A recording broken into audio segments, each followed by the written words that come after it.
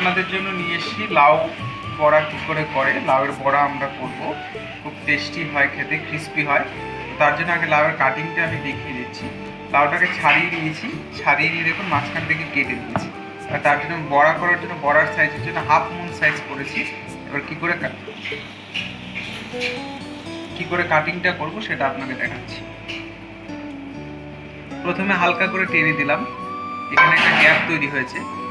তারপরে আমি একেবারে টেনে দিলাম, তাহলে কি হলো, এই একটা পিস হয়ে গেল, তার মাঝখানটা ফাঁকা রয়েছে।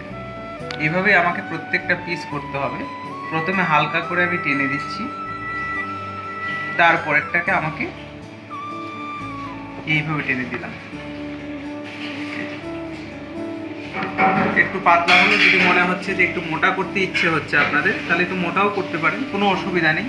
কেন আমরা কিন্তু জলের মধ্যে এটাকে ভাপিয়ে নেব। আমি একটু মোটা করছি, এই দেখুন একটু মোটা করে করলাম। এটা এভাবেও করতে পারেন, এই সাইজেরও করতে পারেন, কোনো সমস্যা নেই। আমি আবার একটা দেখাচ্ছি,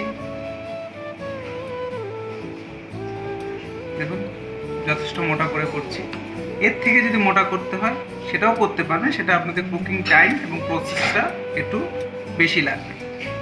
আমি স্ট্যান্ডার্ড সাইজের করছি, এটা স্ট্যান্ডার্ড সাইজ যেরকম হয় এরকম করছি। এটা একটু বেশ ভালোই মোটা করে করছি, দেখুন এইরকম ধরনের করলাম, একটা বেশ মোটা, অনেকটা মোটা। সেটাও আমি আপনাদেরকে কুক করে দেখাবো। যদি মনে হয় যে পাতলা পছন্দ হচ্ছে না, একটু মোটা করলে ভালো হয়, আমি একটু মোটা করেই করছি। এই দেখুন এটাও যথেষ্ট মোটা করে করলাম। আর চেষ্টা করবে এটা কচি লাউ থেকে করার, তো তাহলে সেটা বেশ ভালো হয়। আর মাথার দিকেরটা দেখুন সরু যেহেতু ছিল, এটাকে মাঝখান থেকে কাটার কোনো দরকার নেই। এটাকে আমি রাউন্ড রাউন্ড করে কেটে নিচ্ছি, জাস্ট রাউন্ড রাউন্ড করে কেটে নেব। কিন্তু রাউন্ডটা কাটারও একটা আছে, টেকনিক আছে। এভাবে একবার দাগ দিয়ে দিলাম, এটাকে রাউন্ড করে কেটে নিচ্ছি, এটা দিয়েও ভালো হবে বেশ।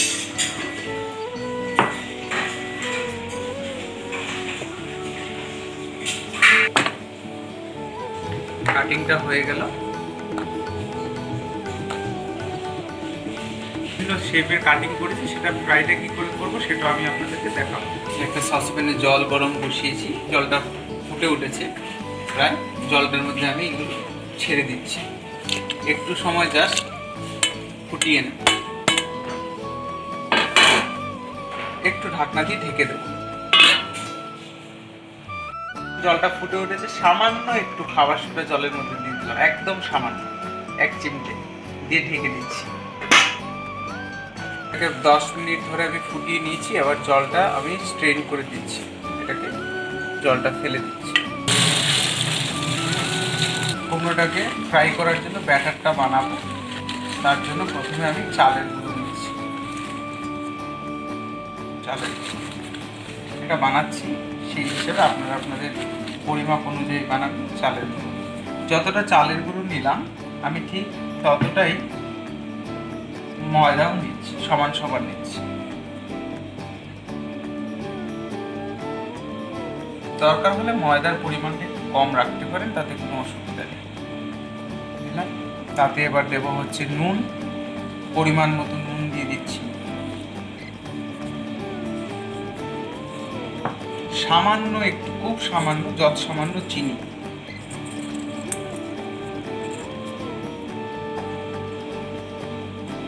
একটু হলদি পাউডার,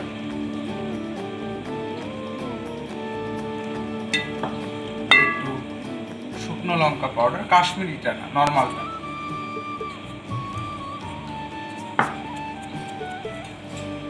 এবং সামান্য একটু কালো জিরে।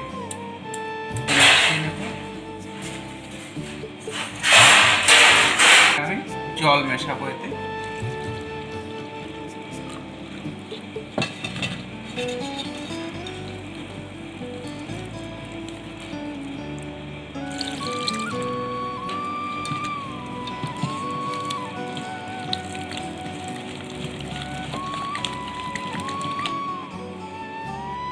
ব্যাটারটা কিন্তু রেডি হয়ে গেছে। ব্যাটারটা কিন্তু আমি মোটা করেছি, যথেষ্ট মোটা।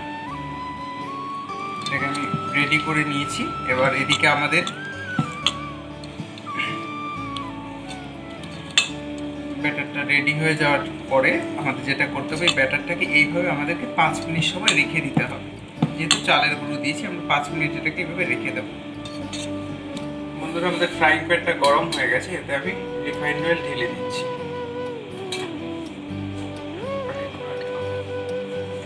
আপনারা চাইলে কম তেল দিয়েও ধীরে ধীরে ফ্রাই করতে পারেন, আমরা মিডিয়াম তেল দেবো।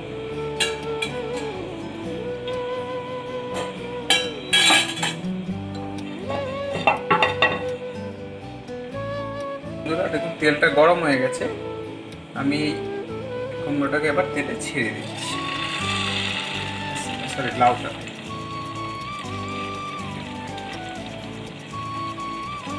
তার মধ্যে আমি এভাবে জল ঝরিয়ে সাজিয়ে নিয়েছি, আর আমি উঠাচ্ছি, উঠিয়ে ব্যাটার দিচ্ছি।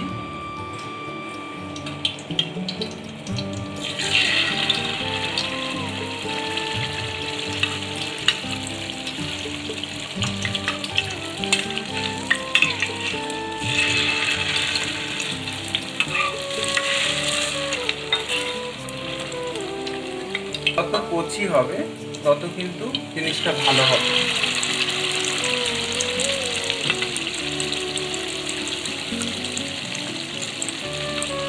আমি বিভিন্ন সাইজের গুলো এক একটা করে ফ্রাই করছি, যাতে আপনাদের বুঝতে সুবিধা হয়। আপনারা যেরকমই পাতলাও করতে পারেন, মোটাও করতে পারেন, যেহেতু জলের মধ্যে ফুটিয়ে নিচ্ছি, ফ্রাই করার সময় কিন্তু খুব বেশি সময় লাগবে না।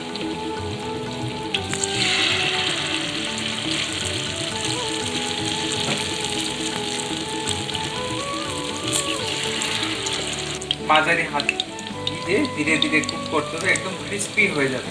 বারবার এদিক ওদিক উল্টে পাল্টে ধীরে ধীরে এটাকে কুক করতে হবে।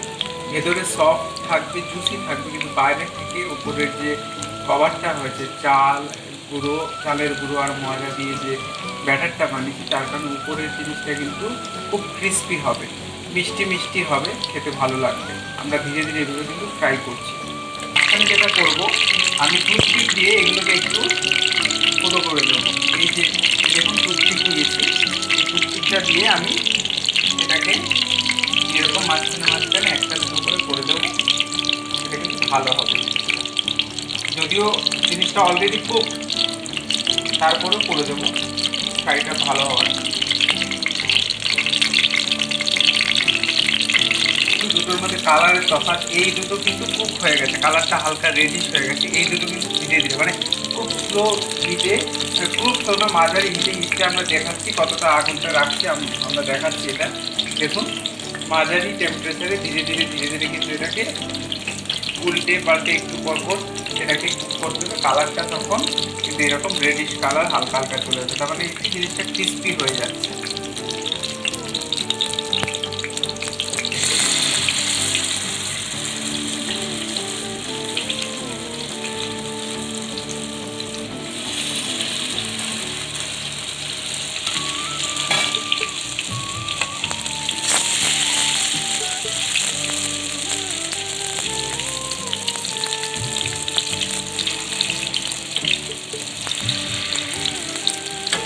দেখুন খুব ধীরে একটা সাইড হয়ে গেলে আরেকটা সাইড খুব তারা সহজেই কিন্তু পাল্টে দেওয়া যাচ্ছে, কোনো অসুবিধা হচ্ছে না, দেখুন এটা হয়ে আসলে প্লাস উল্টে দিলেই। এবার হিটটা কম হিটে ধীরে ধীরে করে কিন্তু আমরা বাকিগুলোও করছি।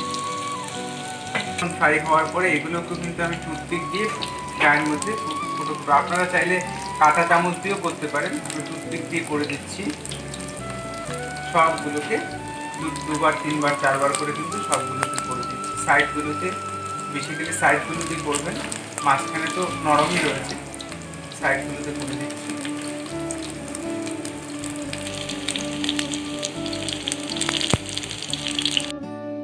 দেখুন আমাদের বড়াটা কিন্তু রেডি হয়ে গেছে। আলাদা আলাদা সাইজের আমি করেছি, মোটা এবং পাতলা বিভিন্ন ধরনের আপনাদেরকে দেখানোর জন্য। আপনারা মোটাও করতে পারেন, হালকা পাতলাও করতে পারেন, কোনো অসুবিধা নেই। কিন্তু বড়াটা কিন্তু খুব ক্রিস্পি হবে, যেহেতু চালের গুঁড়ো রয়েছে, ময়দা রয়েছে, আর মিষ্টি মিষ্টি টাইপের হবে। শুকনো লঙ্কা গুঁড়ো অবশ্যই দেবেন ঝালের টেস্টটা পাওয়ার জন্য। গরম ভাতের সঙ্গে ঘি দিয়ে খেয়ে দেখুন, খুব ভালো লাগবে আপনার।